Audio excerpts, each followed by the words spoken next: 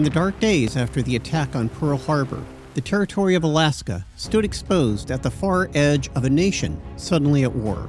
With its supply line stretched thin and dangerously vulnerable, what had once been dismissed as an impossible idea, an overland route carved through thousands of miles of wilderness, became an urgent military necessity. The Alaska Highway was not built for comfort or commerce, but as a desperate wartime gamble that would change the course of World War II. Hello, this is Russell, and welcome to Anything History. Looking back at the construction of the Alaska Highway, it was an extraordinary achievement at the very beginning of World War II. In a way, it symbolized the determination of the United States in the face of adversity and reflected what the nation was capable of, whether becoming the arsenal of democracy or fighting a global war on two fronts. In the weeks following the attack on Pearl Harbor, it became clear that Alaska's isolation had become a strategic liability. At that time, Japanese naval activity in the North Pacific threatened shipping lanes, raising fears that Alaska could be cut off from the rest of the United States. Long-standing proposals for a highway to Alaska were re-examined, and what once seemed impractical now seemed essential. Military planners concluded that a secure overland route was the only reliable solution. On February 11, 1942, President Roosevelt authorized the construction of a military highway linking the continental United States to Alaska through Western Canada. The road would support the Northwest staging route used to ferry aircraft northward for both coastal defense and to transfer to the Soviet Union under the Lend-Lease program. Following an agreement with the Canadian government, construction began in March 1942. The U.S. Army Corps of Engineers was tasked with building the road, starting at the rail terminus at Dawson Creek in British Columbia and working its way some 1,700 miles through Whitehorse to Fairbanks, Alaska.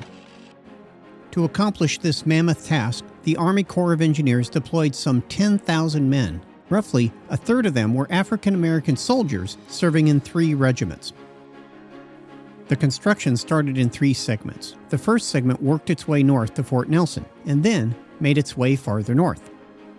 The second segment moved from Skagway to Whitehorse. From Whitehorse, they split, working northwest and southeast. The third team moved from Valdez to Fairbanks and worked their way south to the Yukon border. As you can imagine, working on the Alaskan Highway in 1942 meant surviving brutal living conditions in one of the most remote regions on the Earth. Living conditions along the route in 1942 were extremely harsh. Soldiers and workers lived in isolated camps, often in tents or rough huts with limited supplies, little protection from the cold, mud, and insects. Long hours and the constant challenges of weather and isolation made life difficult. The engineering challenges were also enormous. Much of the region was unmapped. Surveyors worked just miles ahead of the bulldozers, laying out routes as construction followed close behind. Their equipment was also limited, and when machinery failed, the soldiers relied on hand tools and physical labor to keep moving. Despite the challenges, the forests were cleared, rivers crossed, and a crude pioneer road emerged with remarkable speed. Working this far north, you would be correct in assuming that the environment proved to be the greatest obstacle for the engineers. Workers ran into muskegs, or waterlogged peat bogs. They swallowed vehicles and halted progress. And far to the north, permafrost created an even greater challenge, as disturbing the frozen ground often caused the road to collapse into a muddy mess. To get through these areas, engineers improvised what was called a corduroy method, laying trees side by side like the fabric of a pair of trousers. The engineers also used an ingenious solution to help with permafrost. They insulated it with layers of dirt, timber, and gravel to prevent it from thawing. The situation on the Alaskan frontier changed radically. On June 3, 1942, Japanese forces bombed the U.S. base at Dutch Harbor and occupied the islands of Attu and Kiska in the Aleutian Islands. The attack underscored the reality of the threat posed to Alaska and intensified the urgency of construction. Summer weather and longer daylight hours brought dramatic change to the project, with hundreds of miles completed in a single month. Construction progressed steadily through the summer and fall, but as winter weather set in, extensive permafrost forced weeks of delays. Temperatures plunged low enough to freeze exposed skin in seconds. Machinery failed, and conditions became increasingly dangerous. Despite the cold weather, the work continued. and on October 25, 1942, the northbound and southbound construction teams met, closing the final gap at mile 588 at what became known as Contact Creek.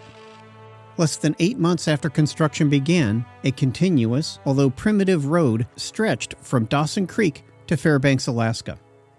A formal ceremony at Soldier Summit on November 21, 1942, opened the highway to military traffic, though it would be many more months before the route became fully passable for most vehicles.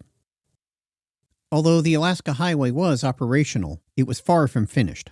The following spring, there was still much to do, as spring rain washed out bridges and much of the route remained rough and unreliable. With the recapture of the Aleutian Islands and the threat of another Japanese invasion fading, the highway continued to support military transportation and the movement of aircraft and supplies. The Alaska Highway was a critical artery for the Lend-Lease program, moving thousands of American-built aircraft, fuel, and supplies through Alaska to the Soviet Union. By the end of the war, nearly 5,000 P-39 Airacobras and P-63 King Cobra fighters were delivered.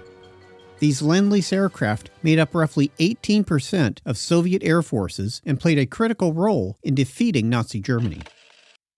After the war, the highway was rebuilt and transferred to Canadian control in 1946. It opened to the public in 1948.